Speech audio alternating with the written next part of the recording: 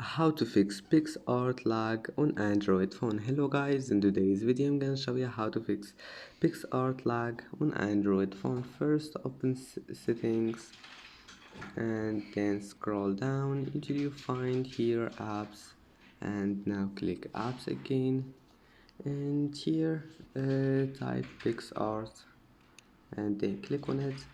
Now go to storage, clear cache, and then force stop it, and after that go back and go to battery and make sure power saving mode is disabled, and if you find here performance mode, just allow it, and that's it. Now just go back and restart your phone and try again, and your problem must be fixed, and that's it. Don't forget to like and to subscribe, and thank you for watching this video until the end, and see you in the next video.